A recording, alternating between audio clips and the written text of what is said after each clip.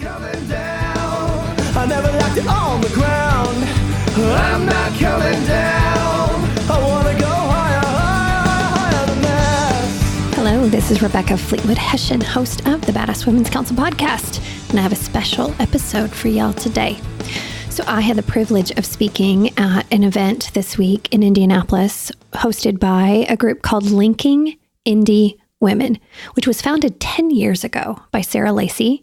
And now Allie Bretnacher has joined her and joined forces as a partner.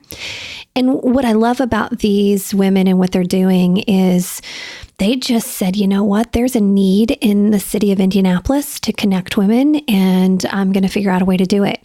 So every month they have a speaker come in and share their story. Their mission is to provide a way for Indy women to connect, inspire, and share their stories. So they found a co-working space and just said, you know what, we can make this work. And it's a free event. They posted on Eventbrite, and it has grown exponentially. And I share that for two reasons. One, if you're in Indianapolis, please go to Eventbrite and follow them there so you know when the next event is. Their website is linkingindywomen.com as well, and it has the calendar of events. The second reason that I share that is if you are not in Indianapolis, you're in another city and you're thinking, you know what? We need this. It can be done. These were just women who saw a need and filled it. So if you'd like to be inspired by that and start your own, I'm sure the folks there at Linking Indy Women would be happy to jump on the phone and share their experiences with you. Because the more that we connect, the more we share our stories, the more inspired we can be. So this is the talk that I gave at Linking Indy Women this week to a sold out crowd about the difference between striving and thriving, which you know is a topic that I just love. Here we go. I have good news this morning. Yay. Are you ready? Yeah. You have everything you need right now in this moment to thrive. Today, tomorrow, the next day, and the next day. You buy it? Yeah. So turn to the beautiful badass next to you and say, girl, we got this, with a big old high five.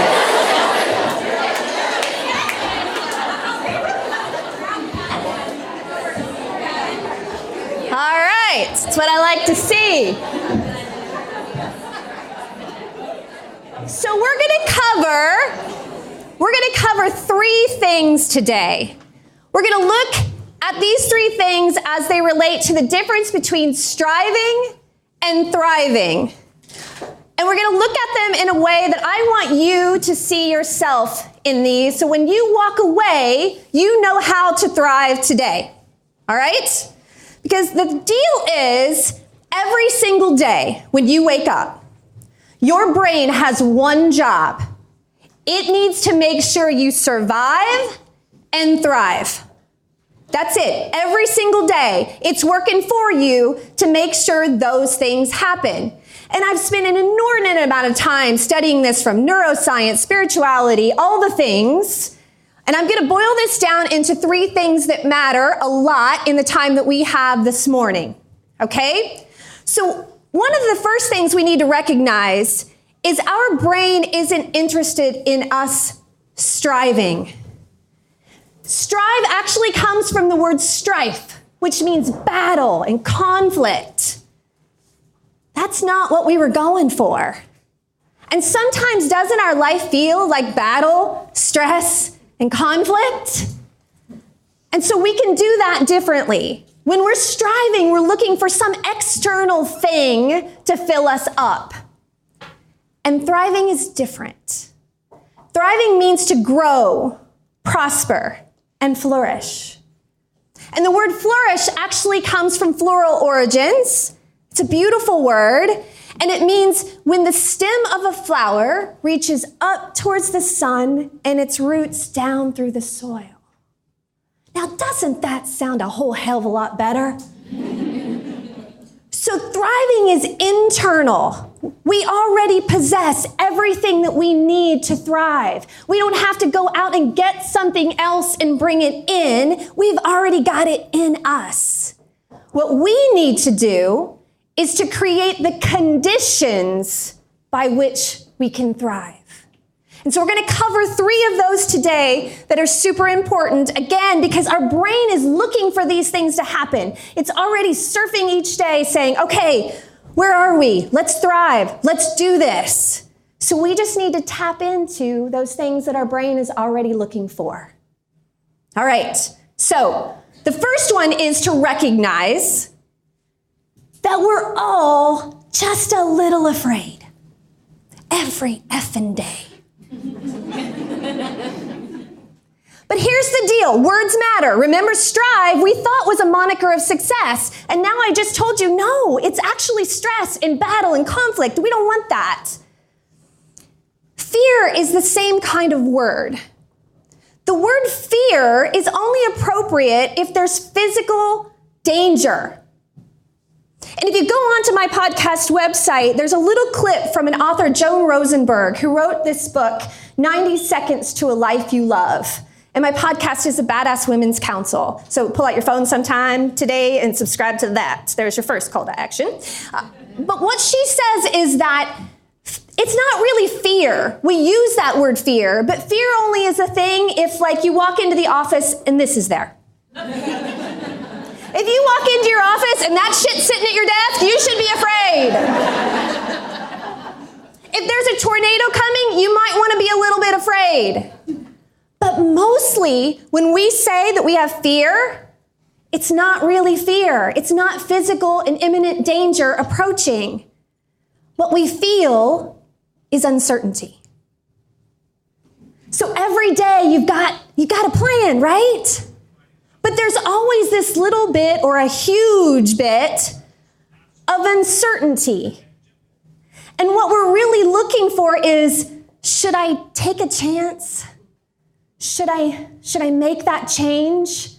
And it's that gap between what we want and not sure if it's going to work out that gets us every single time. Hey, don't worry. I've fallen down in front of a crowd before and lived to tell about it. So if I get wrapped up in this cord at any time, it's fine. I'll just bounce right back up and it'll be all good.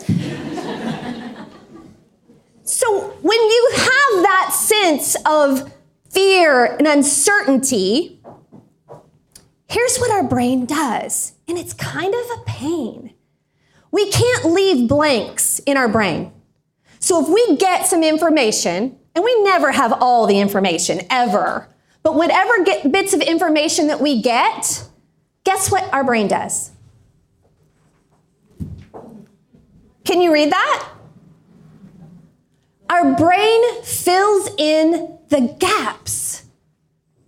And unfortunately, oftentimes, what our brain fills in with isn't all that helpful, right? And it's really meant to keep us safe. Our brain is just trying not to have us do dumb stuff. But oftentimes, we take it too far, especially high-achieving career women like you, because we have big dreams. We have lots of things that we want to accomplish. And every time we start to step out into that place of uncertainty, we all have what I call the little bitch in our heads.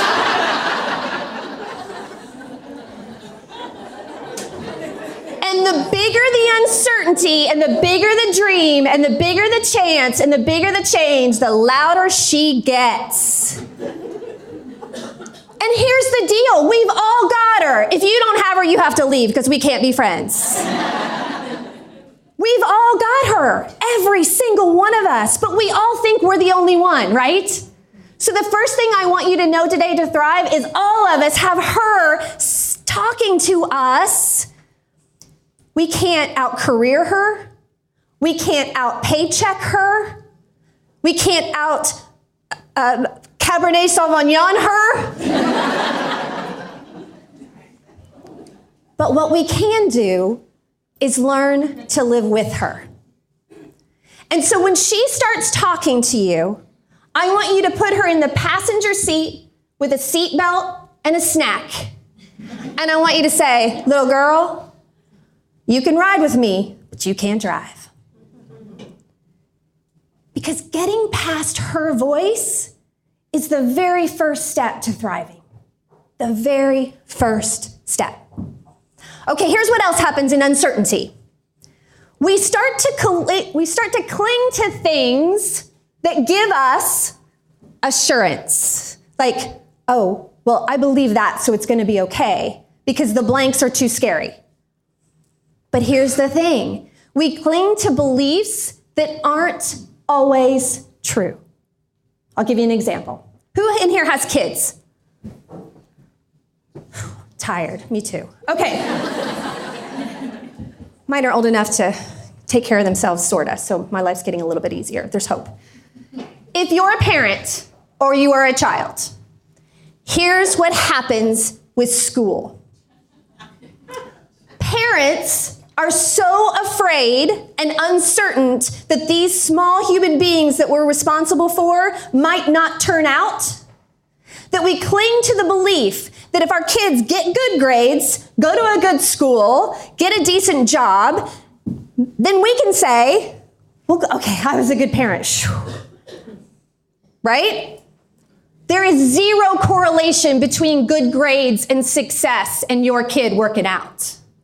Zero correlation. We've bought into this belief that's not actually a truth because it helps us sleep at night. To say I've got something, if I can white knuckle this thing out and they pass or get great grades, then I can say, oh, I was okay. But it's not a truth. So picture this. Let's say that you adopted this child and actually they weren't very good in school and they were struggling and really struggling and just kind of left the whole school idea and went and did some drugs and experimented with life and just kind of did their own thing for a while. And then all of a sudden they come back home, they take a few classes, and they end up starting a business and actually turning out okay. Now, if you're a parent and that's your scenario, how are you feeling about life through that wild ride? There's some nervousness in there, right? That's Steve Jobs. That's his story. But yet we cling to these things like you gotta get good grades or I suck as a parent. Which isn't what we say, but it's kind of what we believe. And so another aspect of thriving is to challenge some of your beliefs because they may not be true. They may actually be what's holding you back. I'm not good enough to do this. Is that true? No. I don't have enough money to start this business. Is that true? Probably not. There's lots of things that we've chosen to believe that aren't actually true that keep us from thriving. Because our brain wants to assume things. Lean to your neighbor and tell them what it means to assume.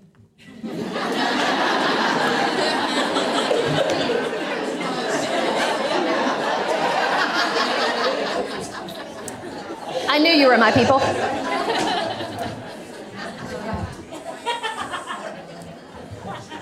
So when we assume, that happens.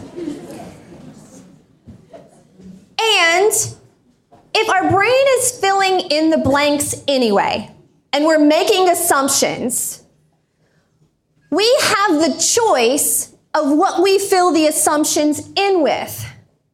So rather than fill in the blanks with some awful thing that might happen and take that path in life, we can choose a different path. We can assume that all this shit's gonna work out. We can assume that it's gonna be better than we ever dreamed possible. And we can start to picture that, visualize it. That's what athletes do. That's what we can do. Now, if you're not traditionally a positive, hopeful kind of person, good news, your brain is just a squishy bunch of plastic-like stuff and you can rewire that. So if you traditionally go down that path where you say, I don't know, it might, and you have that uncertainty, start to take a different path. And as you take that path, just like a path in the woods, you'll start to recognize it and it will start to become familiar to you. Because if we're going to assume anyway, we might as well assume that I'm going to meet some guy that's 6'2" in line at Kroger tonight, and he's going to run a construction company that's going to build the retreat centers I have in my business plan, and he's going to look damn hot in his jeans. Right? If you've got a rich uncle that describes, hit me up. You got to put your dreams out there, people. So I could assume that when I started my business, that it would be hard. I could assume that it would struggle. I could have assumed a lot of really negative things. Or I could wake up every day and I could be expectant. I could expect it to go well. And I could visualize it. And I could picture standing in front of people like you talking about those things. So I encourage you to start to dream. Instead of thinking about your contingency plan, thinking about your badass, this is gonna rock this freaking world plan. And if you need help with that, I've created a little download. It's free. Go to dreamthedecade.com and download these pages of worksheets and start to dream. And plant in your mind those things that you want desperately in your life, in your career. Because when you start to dream it, your brain doesn't know the difference between fiction and fact. And your brain believes that you're already there. And the emotions that follow from that are really good. And then your brain starts to recognize good things, and then it wants more good things and more good things. So we can create that for ourselves. Fear isn't a tiger chasing you. It's the blank space of uncertainty waiting for you to choose catastrophic doom or courageous optimism. But it's up to us to choose that every freaking day.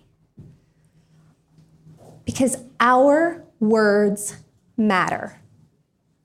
How we speak to each other matters, and how we speak to ourselves matters most. In fact, how you speak to yourself matters more than how you speak to others. I mean, for crying out loud, we live in Indiana. We're Midwest nice. We're nice to every freaking body. But are we nice to ourselves? The first thing that you could do today to thrive is to be super cool and nice to yourself and start to dream. Deal? Turn to that badass next to you and say, okay, we got this. We're doing it.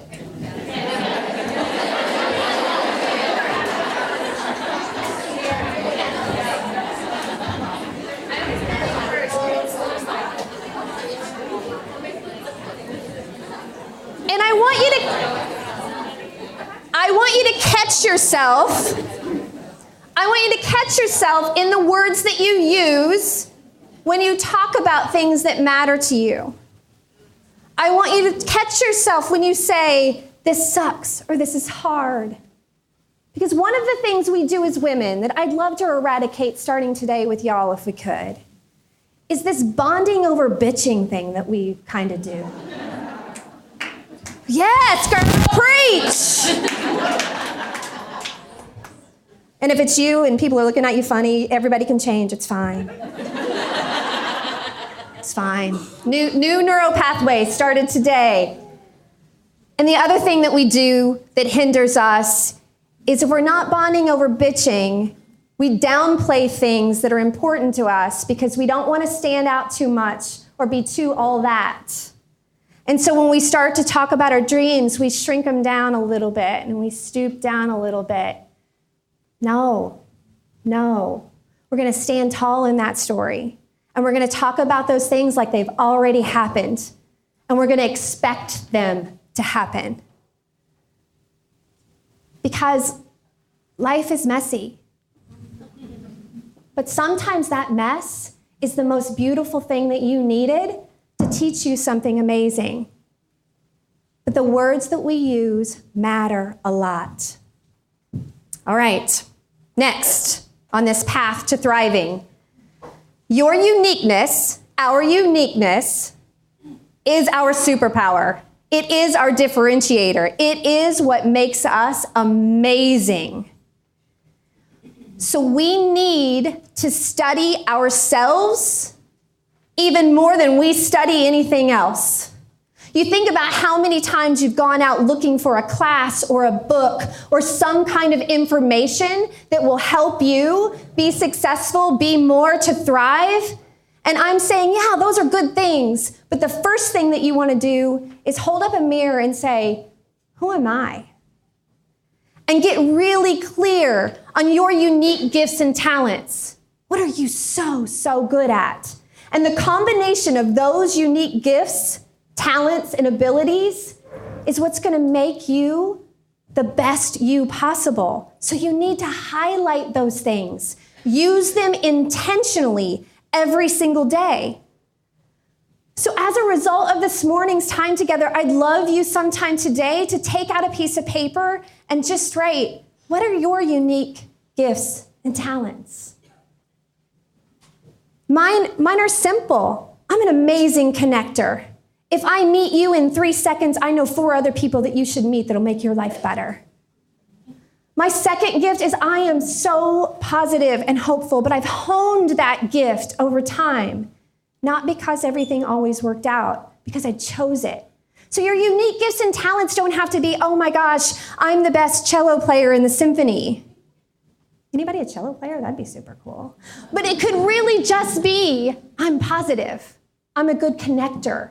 But whatever it is, the first 3 things that pop up when you ask yourself, what are you really good at?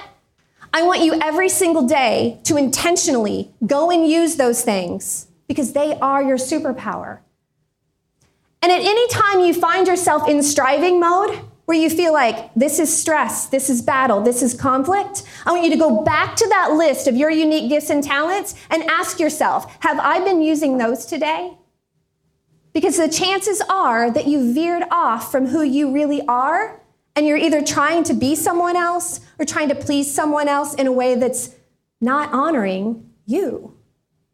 Because when you honor you, you have that sense of thriving, that sense of well-being. Because there's a huge difference in falling into bed at the end of the night exhausted from striving versus falling into bed at night exhausted from thriving. You get that? Yeah. You can think of a time where you fell in bed and you'd worked your tail off and it was good. And you can think of a time when you fell in bed and you thought, I hope that shit never happens again. That was bad.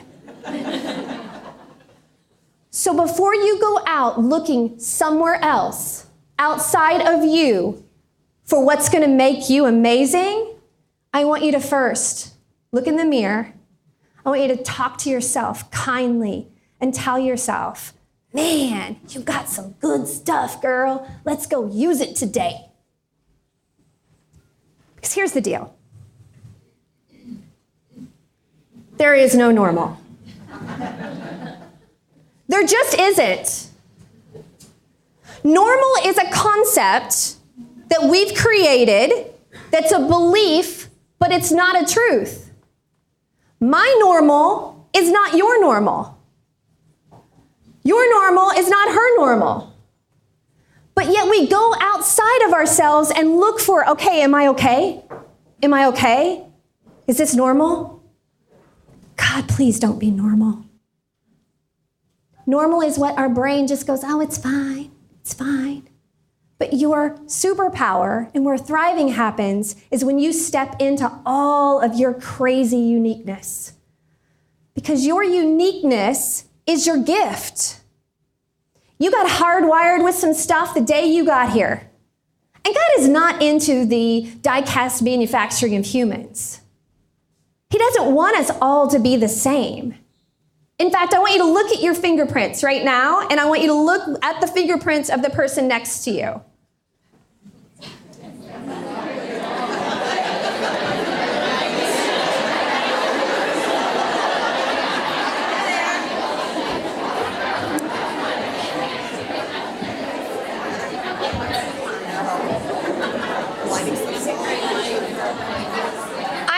Different. Are you different?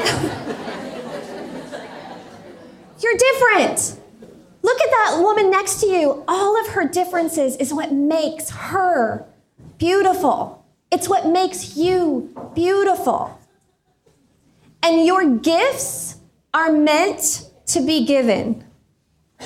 When we have unique gifts and talents, it's up to us to use them to serve another, which requires us to step into that uncertainty to offer your gifts and talents. So let's look at this even from a company level. The company that you work for or that you've created serves a customer, right?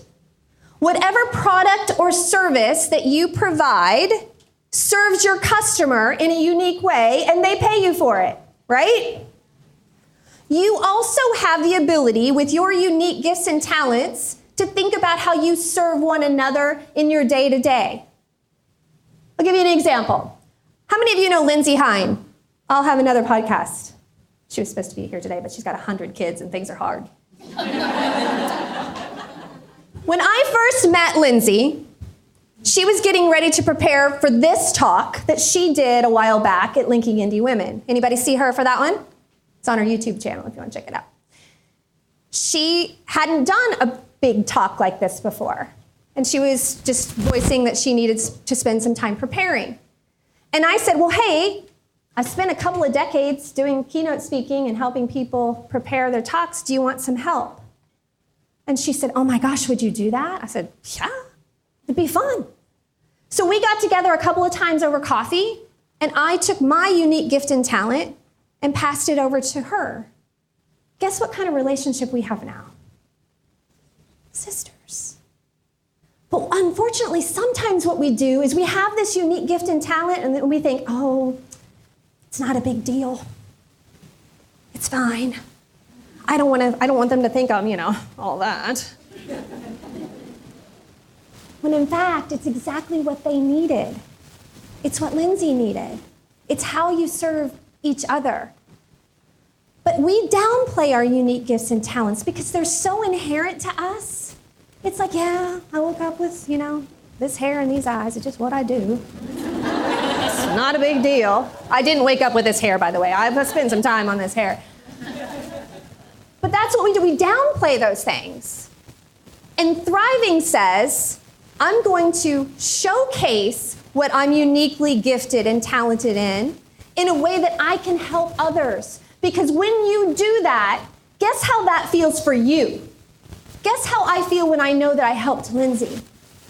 That's Thrive Points, baby. That lights you up. That's not just for them. That's for you too. All right. We shouldn't rob someone else the joy of helping.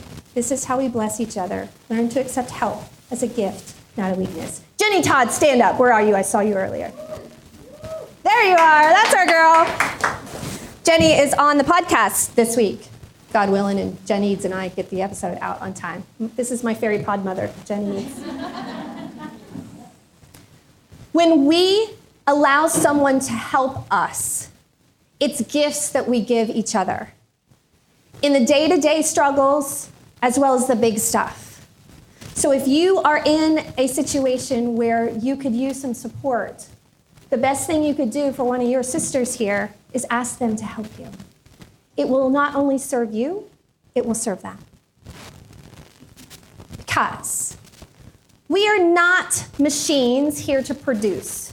Another word that we use that just drives me batty is productivity. For the love of everything holy. Productivity, defined, is inputs and outputs. Inputs and outputs. And this whole idea of an assembly line to get the work out the door.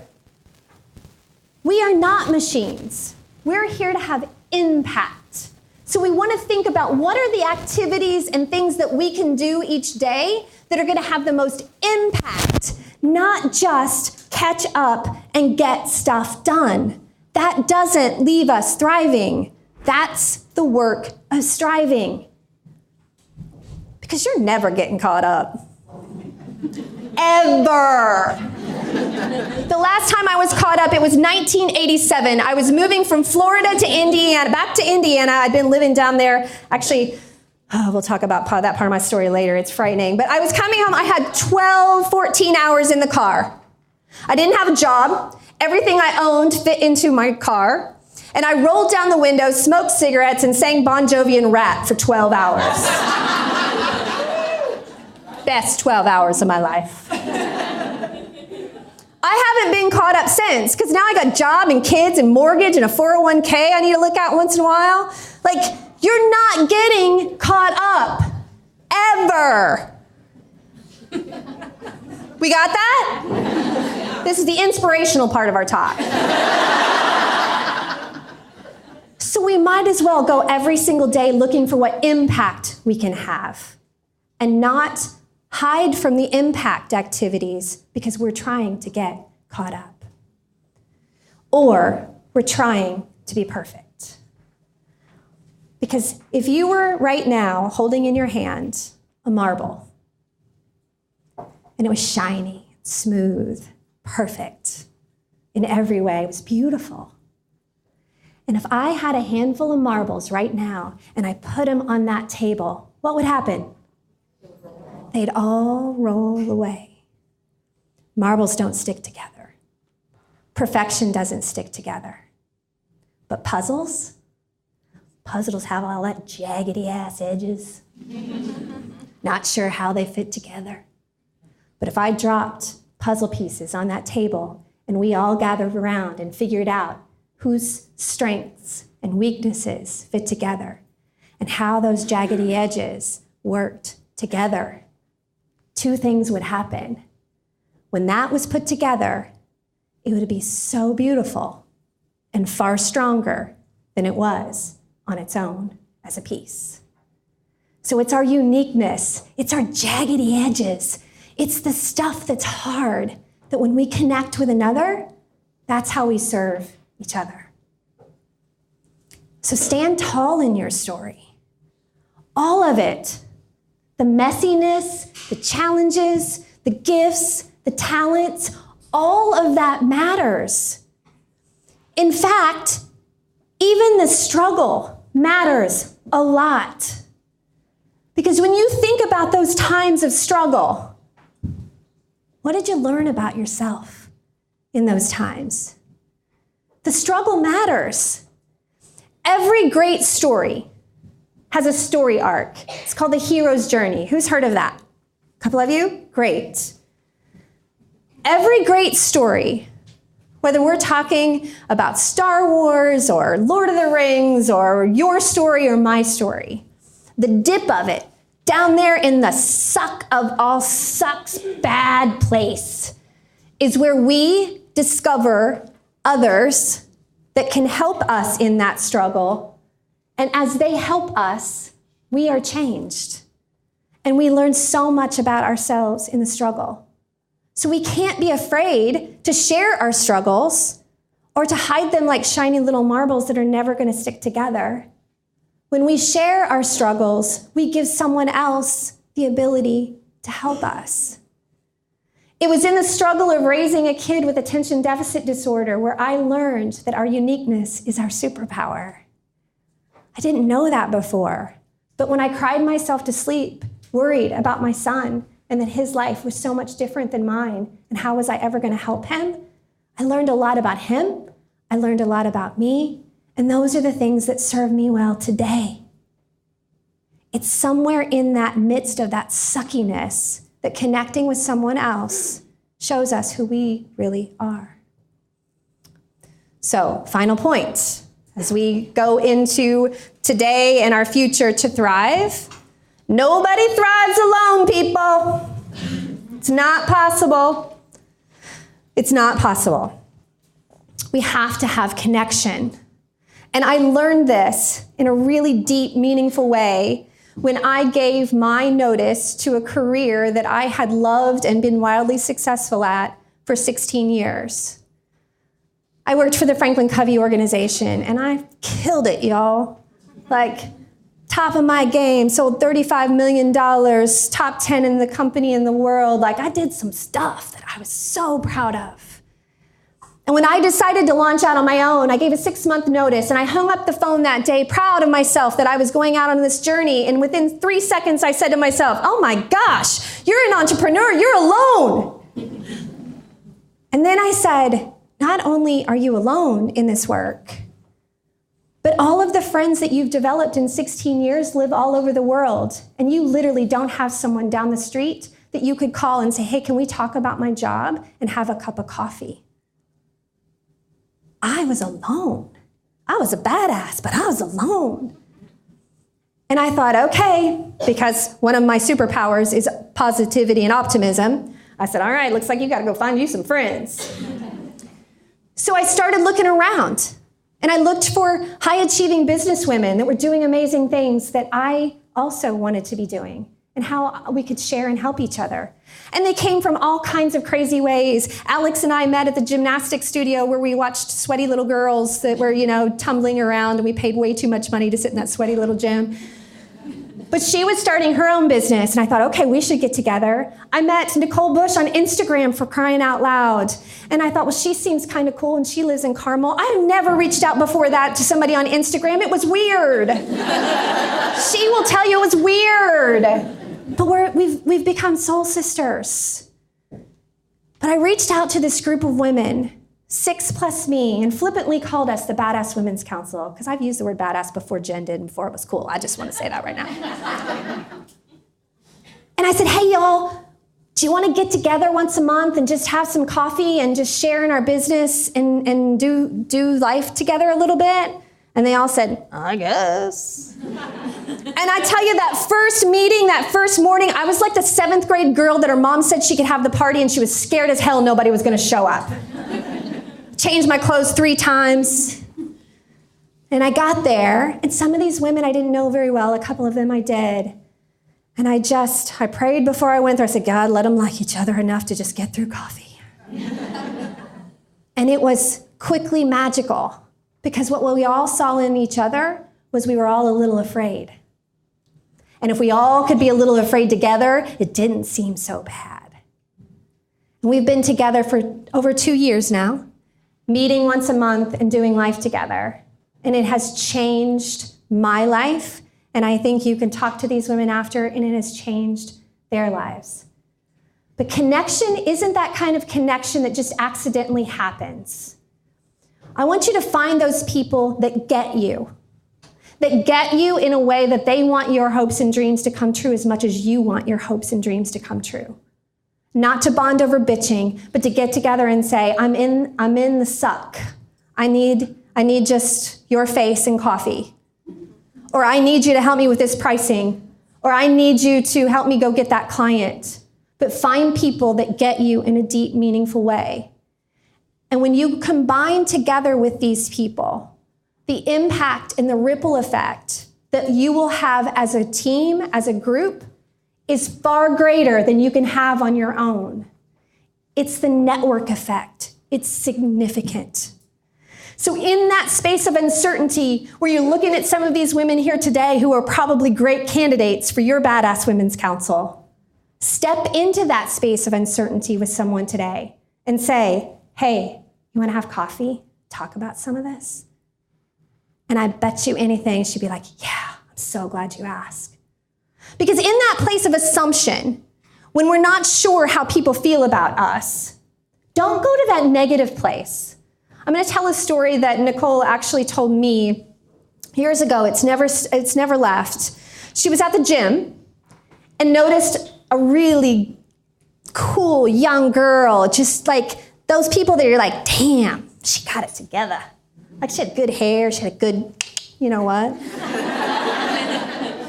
And Nicole was looking at her, admiring her, and trying to make eye contact, because she's a connector too, because she just wanted to say, hey girl, how are you? Like, I think you're cool. And the girl was a little bit younger, and she kept looking away, and she kept looking away. And for a minute, Nicole thought, well, bitch, please. But lo and behold, because God always has a better plan, as they were leaving, the owner of the gym introduced them to each other for a whole different reason. And the young girl said to Nicole, "Hi," then with a reason to connect. And Nicole said, "I've been trying to connect with you. I just think you're, complimented her on something." And come to find out, she thought Nicole was pretty cool too and didn't want to make eye contact because she was feeling insecure about herself. So when we have that insecurity and we're all trying to be those shiny little marbles, we're not connecting. But when we look out with optimism and think, okay, I'm going to take a risk and I'm going to invite her to coffee because I bet she needs some of the same things I do. That's when magic happens. So here's what we're going to do. I'm going to give you the things you need to create the conditions to thrive and flourish. Broken down. Stop trying to get caught up. If you're caught up, you're dead, and that's bad. Dead people don't thrive. Look it up. It's true, though, isn't it? Oh, I was going to reach out to so-and-so and see if they went out of coffee, but oh my gosh, you'd see the laundry. I got so many things in my inbox. Blah, blah, blah. That shit's always going to be there. There is only 3 seconds when your laundry is caught up and you just want to scream to everybody, "Freeze! Everybody stay naked, and this is not, nobody gets hurt." I had my carpets cleaned 2 days ago. I literally said to my kids, "Could you go stay with your dads for a few days? Because I love the lines in these carpets." That's not connection. They didn't leave. You're not a machine. You are a loving, kind, beautiful human being that God created so uniquely for a reason. Go rock those gifts. Don't try to get caught up. Be passionately, courageously curious.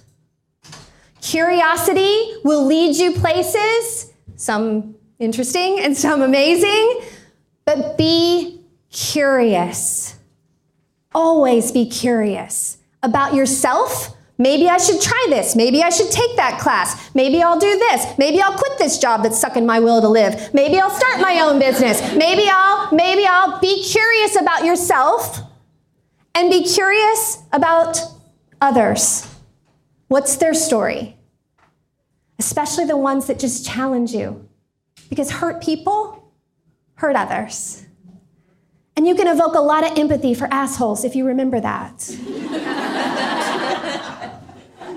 Super helpful. But it's true, isn't it? Everybody has a story and everybody has a struggle and everybody's trying to just figure it out. Everybody's trying to figure it out. Nobody has it all figured out. Every single one of us lives in uncertainty. So just be curious about what's in that space of taking a chance or making a change. Because really, your life is just a breadcrumb trail of discovery to whatever it is that's your meaning and purpose. And it's not leading you back home like it did Hansel and Gretel. It's leading you towards the thing that you're supposed to be doing. I'm going to try a little of this. I'm going to try a little of that. I'm going to try a little of this. And the more curious you are, the more you build up and uncover what you're really meant to do. My days bartending for the very first MTV Spring Break Hotel, yes, that was a thing.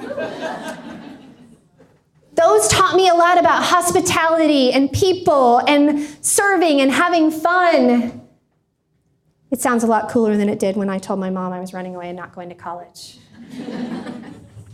At 53, it sounds really cool. I use it as a moniker of success. But in that moment, do you think my mom was super proud of me? No! Now she looks at my 401k and 2 great kids, and I've done pretty well, and she was like, I'm glad that worked out. Right? That's uncertainty. That's following your what about this? What about this? That's how you figure out what you're really, really good at. Be you. All of you. Be curious about yourselves and each other. And be connected. Take the chance to be connected. Because everybody's story is different. Mine started here. I've lived here. I've lived on a 23-acre estate. I've gone to the jail to visit family on Christmas Eve. I've flown on a private jet with Stephen R. Covey, the author of 7 Habits of Highly Effective People. I've done a lot of things this way, that way, this way, that way. And all of those things help me thrive today.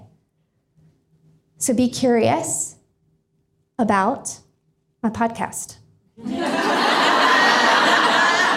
See what I did there? Always be marketing, people. Always be marketing. Badass Women's Council, subscribe, do the things. Oh, look at that freak show picture. You take a picture of that and post it, I'll stalk you down and kill you. Not really. I'm harmless. I'd love to stay connected. If you go to the badasswomen'scouncil.community, there's an online community where we can continue to have conversations and do amazing things together. I see you. I am you. And I love you. And I want you to thrive today and forever. Thanks so much for having me.